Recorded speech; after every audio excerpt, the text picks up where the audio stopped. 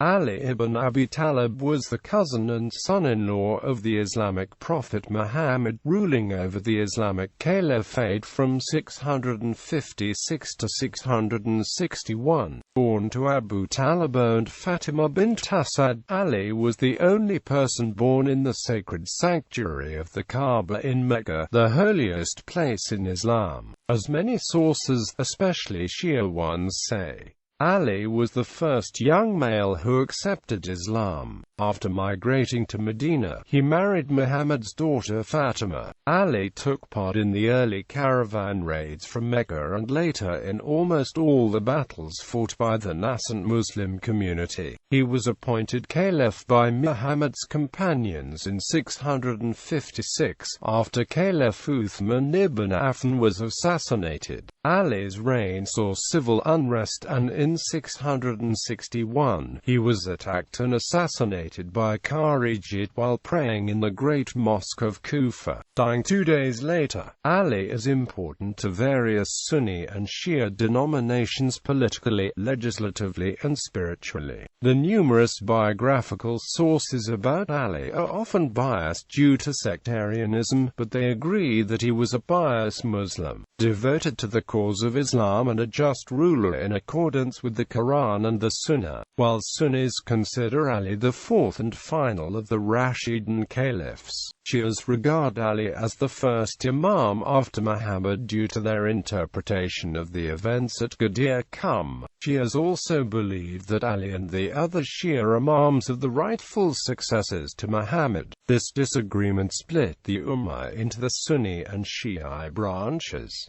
In Mecca, early life, Ali's father Abu Talib was the custodian of the Kaaba, and a sheikh of the Banu Hashim, an important branch of the powerful Quraysh tribe. He was also an uncle of Muhammad. Ali's mother, Fatimah bint Asad, also belonged to Banu Hashim, making Ali a descendant of Ishmael, the son of Ibrahim. Many sources, especially Shia ones, attest that Ali was born inside the Kaaba in the city of Mecca, where he stayed with his mother for 3 days. According to a tradition, Muhammad was the first person whom Ali saw as he took the newborn in his hands. Muhammad named him Ali, meaning the Exalted One. Muhammad had a close relationship with Ali's parents. When Muhammad was orphaned and later lost his grandfather Abu Talib, Ali's father took him into his house. Ali was born to 3 years after Muhammad married Khadija bint Khuwaylid. When Ali was 5 or 6 years old, a famine occurred in and around Mecca, affecting the economic conditions of Ali's father, who had a large family to support. Muhammad took Ali into his home to raise him. Acceptance of Islam. The second period of Ali's life began in 610 when he declared Islam at age 10 and ended with the hijrah of Muhammad to Medina in 622. When Muhammad reported that he had received a divine revelation, Ali, then only about 10 years old, believed him and professed to Islam. According to Ibn Ishaq and some other authorities, Ali was the first male to embrace Islam. Tabari adds other traditions making the similar claim of being the first Muslim in relation to Zayd ibn Haritha or Abu Bakr. Some historians and scholars believe Ali's conversion is not worthy enough to consider him the first male Muslim because he was a child at the time. Shia doctrine asserts that in keeping with Ali's divine mission, he accepted Islam before he took part in any pre-Islamic Meccan traditional religion rites, regarded by Muslims as polytheistic or paganistic. Hence the Shia say of Ali that his face is honored, as it was never sullied by prostrations before idols. The Sunnis also use the honorific Aram Allahu Wajahu, which means God's favor upon his face.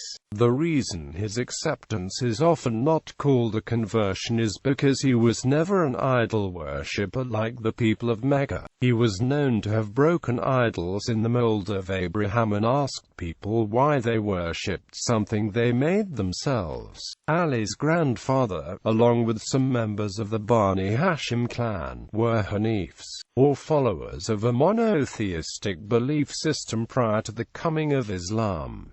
After declaration of Islam, Muhammad invited people to Islam in secret for 3 years before he started inviting them publicly. When he was commanded to invite his closer relatives to come to Islam, he gathered the Banu Hashim clan in a ceremony. According to Al-Tabari Ibn Atir and Abu al-Fida, Muhammad announced at invitational events that whoever assisted him in his invitation would become his brother, trustee and successor. Only Ali, who was 13 or 14 years old, stepped forward to help him. This invitation was repeated 3 times, but Ali was the only person who answered Muhammad. Recognizing Ali's continual and singular response to his call, Muhammad declared that Ali was his brother, inheritor and vice-regent, and people must obey him. Most of the adults present were uncles of Ali and Muhammad, and Abu Lahab laughed at them and declared to Abu Talib that he must bow down to his own son, as Ali was now his emir. This event is known as the Hadith of Warning. During the persecution of Muslims and boycott of the Banu Hashim in Mecca, Ali stood firmly in support of Muhammad. Migration to Medina in 622, the year of Muhammad's migration to Yathrib, Ali risked his life by sleeping in Muhammad's bed to impersonate him and thwart an assassination plot so that Muhammad could escape in safety. This night is called Laylat al-Mabit. According to some hadith, a verse was revealed about Ali concerning his sacrifice on the night of Hijrah, which says, "And among men is he who sells his nafs in exchange for the pleasure of Allah." Ali survived the plot but risked his life again by staying in Mecca to carry out Muhammad's instructions to restore to their owners all the goods and properties that had been entrusted to Muhammad for safekeeping. Ali then went to Medina with his mother, Muhammad's daughter Fatimah, and 2 other women.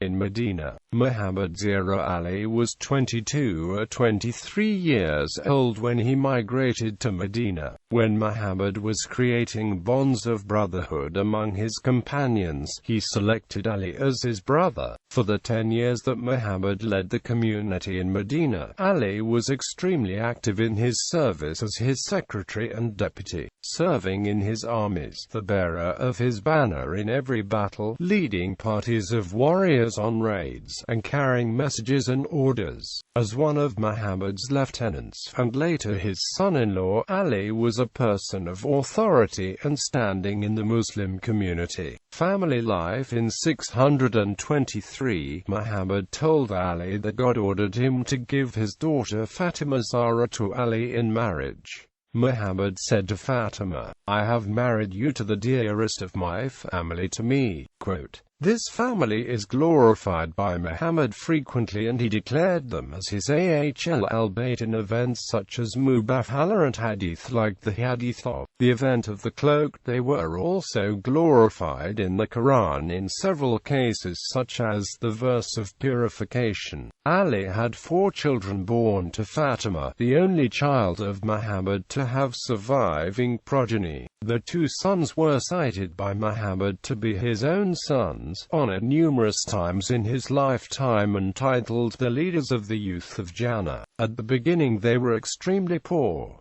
For several years after his marriage, Fatima did all of the household work by herself. The shoulder on which she carried pitchers of water from the well was swollen, and the hand with which she worked the hand mill to grind corn was often covered with blisters. Fatima vouched to take care of the household work, make dough, bake bread, and clean the house. In return, Ali vouched to take care of the outside work such as gathering firewood and bringing food. The circumstances were akin to many of the Muslims at the time and only improved following the Battle of Kaaba, when the wealth of Kaaba was distributed among the poor. When the economic situations of the Muslims became better, Fatima gained some maids but treated them like her family and performed the house duties with them. The marriage lasted until Fatima's death 10 years later. Although polygamy was permitted, Ali did not marry another woman while Fatima was alive, and his marriage to her possesses a special spiritual significance for all Muslims because it is seen as the marriage between two great figures surrounding Muhammad. After Fatima's death, Ali married other wives and fathered many children. Military career. With the exception of the Battle of Tabuk, Ali took part in all battles and expeditions fought for Islam. As well as being the standard-bearer in those battles, Ali led parties of warriors on raids into enemy lands. Ali first distinguished himself as a warrior in 624 at the Battle of Badr. He defeated the Umayyad champion Walid ibn Utbah as well as many other Meccan soldiers. According to Muslim traditions, Ali killed between 20 and 35 enemies in battle, most agreeing with 27. Ali was prominent at the Battle of Uhud, as well as many other battles where he wielded a bifurcated sword known as Zulfikar. He had the special role of protecting Muhammad when most of the Muslim army fled from the Battle of Uhud, and it was said, "There is no brave youth except Ali, and there is no sword which renders service except Zulfikar."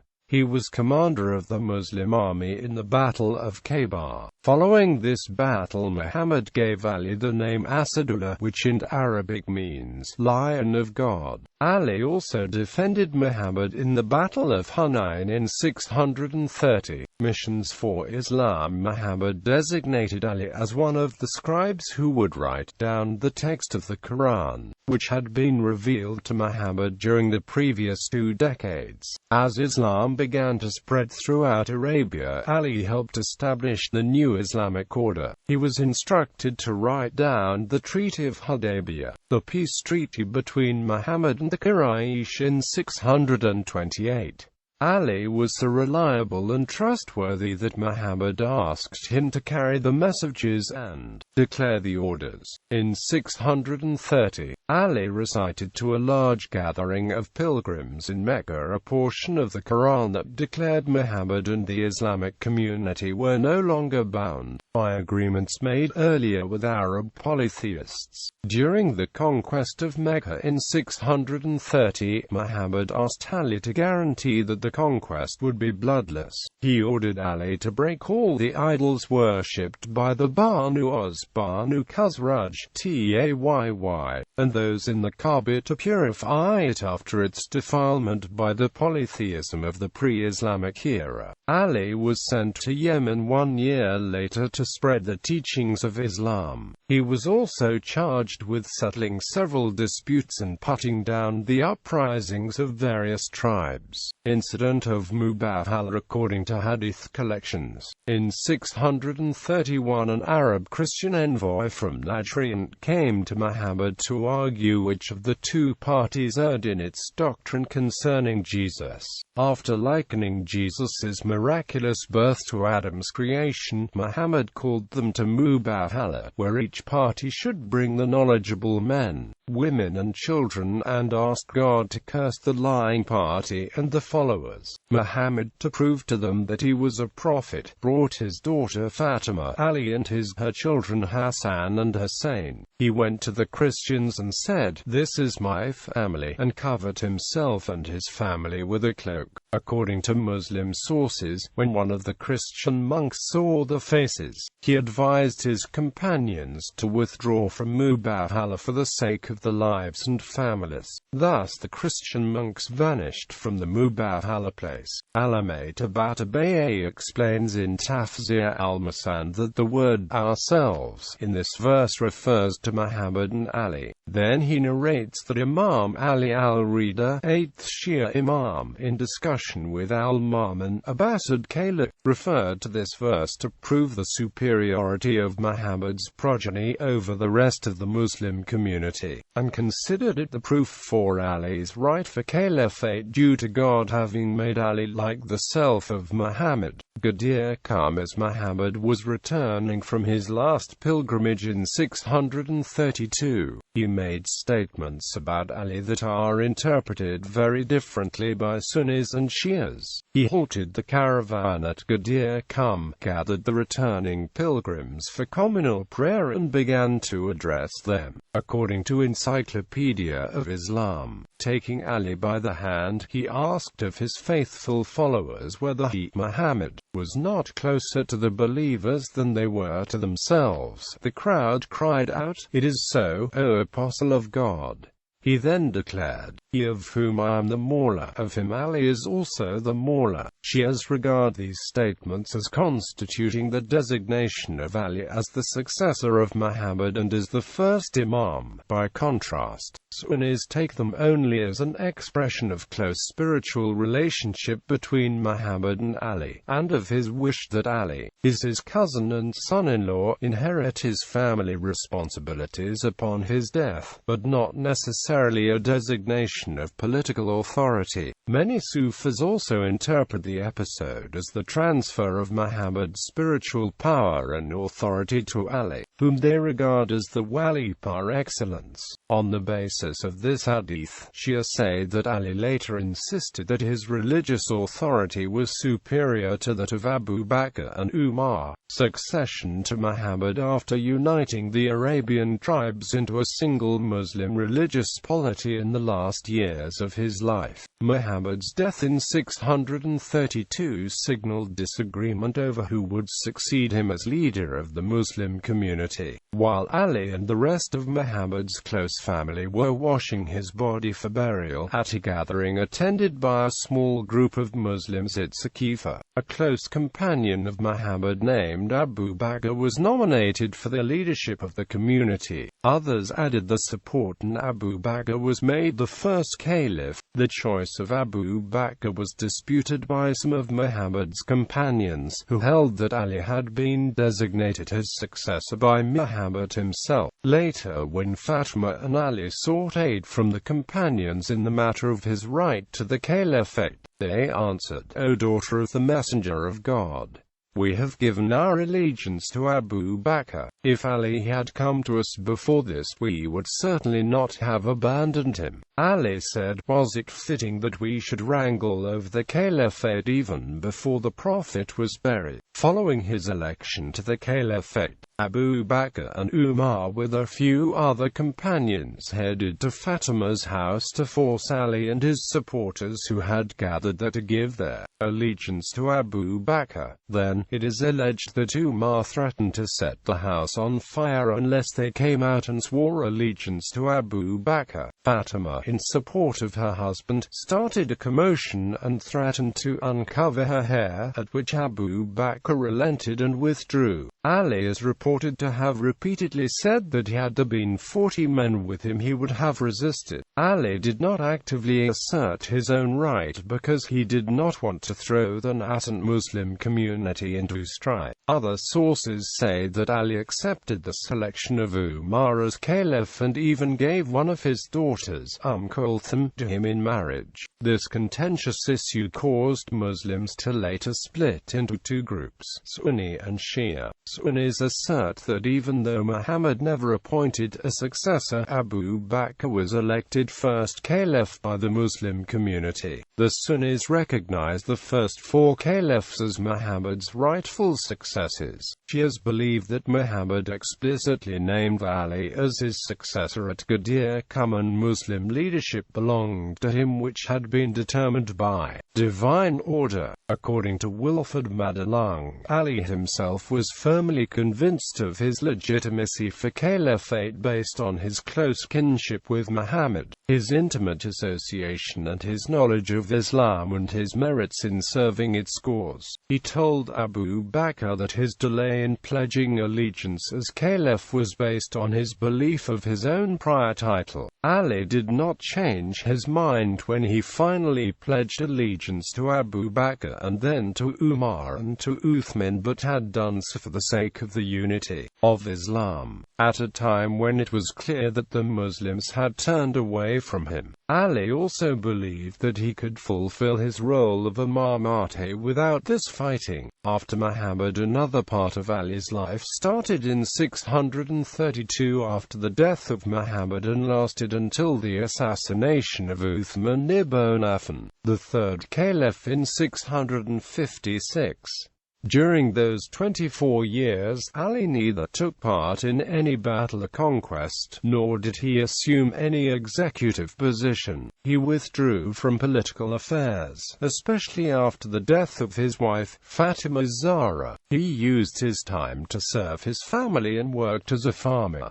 Ali dug a lot of wells and planted gardens near Medina and endowed them for public use. These wells are known today as Abu Ali.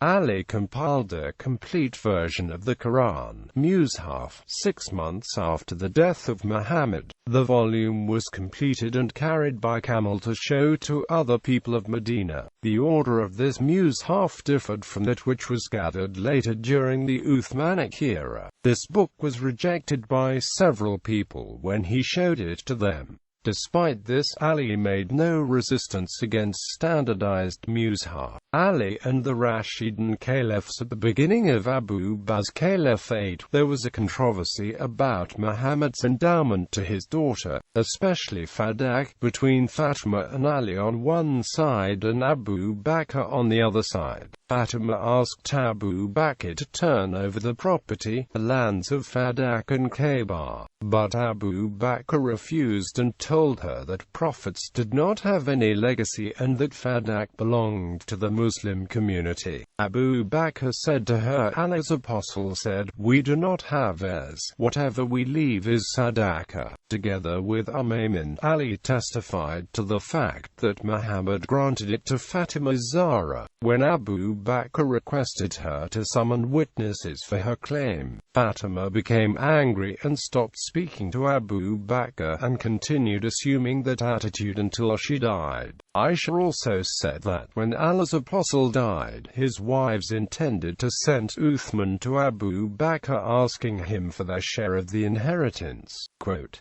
Then Aisha said to them, "Didn't Allah's apostle say, 'Our property is not to be inherited, and whatever we leave is to be spent in charity'?" According to some sources, Ali did not give his oath of allegiance to Abu Bakr until some time after the death of his wife, Fatimah, in the year AD 633.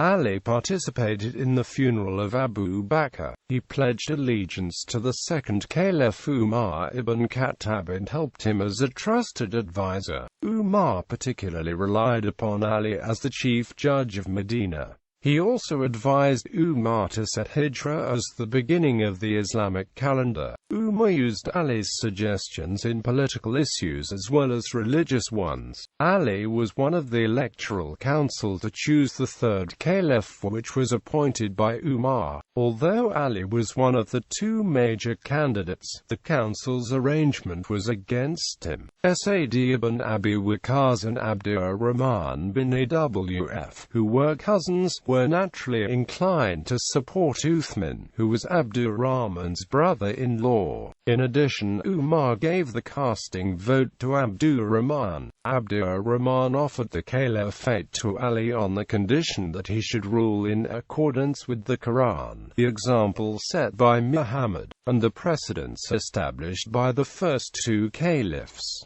Ali rejected the third condition while Uthman accepted it. According to Ibn Abi al-Hadid's comments on the peak of eloquence, Ali insisted on his prominence there, but most of the electors supported Uthman and Ali was reluctantly urged to accept him. Siege of Uthman. Uthman ibn Affan expressed generosity toward his kin, Banu Abd Shams, who seemed to dominate him, and his supposed arrogant mistreatment toward several of the earliest companions such as Abu Talib al-Ghifari, Abdallah ibn Mas'ud and Ammar ibn Yasir provoked outrage among some groups of people. Dissatisfaction and resistance openly arose since 650 to 651 throughout most of the empire. The dissatisfaction with his rule and the governments appointed by him was not restricted to the provinces outside Arabia. When Uthman's kin, especially Marwan, gained control over him, the noble companions, including most of the members of Elector Council, turned against him or at least withdrew the support, putting pressure on the caliph to mend his ways and reduce the influence of his assertive kin. At this time, Ali had acted as a restraining influence on Uthman without directly opposing him. On several occasions Ali disagreed with Uthman in the application of the hudud. He had publicly shown sympathy for Abu Talib al-Ghifari and had spoken strongly in the defense of Ammar ibn Yasir. He conveyed to Uthman the criticisms of other companions and acted on Uthman's behalf as negotiator with the provincial opposition who had come to Medina. Because of this, some mistrust between Ali and Uthman's family seems to have arisen. Finally, he tried to mitigate the severity of the siege by his insistence that Uthman should be allowed water. There is controversy among historians about the relationship between Ali and Uthman. Although pledging allegiance to Uthman, Ali disagreed with some of his policies.